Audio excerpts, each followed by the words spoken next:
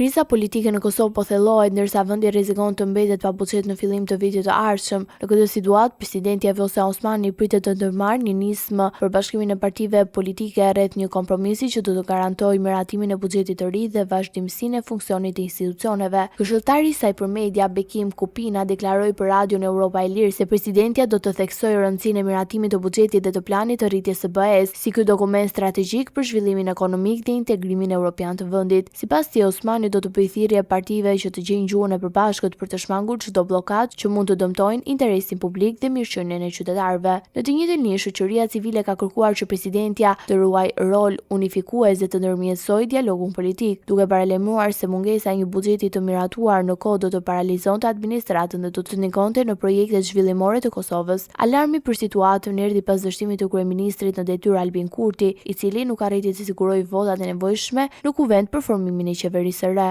Ndërsa vendi arriti me vështirësi konstituimin e legjislaturës së re, dështimi i votimit për kabinetin e tretë të Kurtit ka rihapur skenarin e një krize të zgjatur institucionale. Në kushte aktuale, ekspertët paralajmërojnë se Kosova rrezikon të hyjë në vitin 2026 për një buxhet të miratuar, çka do të sillet pasoja për pagat, investimet publike dhe menaxhimin e fondeve ndërkombëtare. Presidenti Osmani pritet të therrasë shumë shpejt partitë politike për konsultime urgjente me qëllim që të gjendet një zgjidhje që garanton stabilitetin politik dhe financiar të vitit.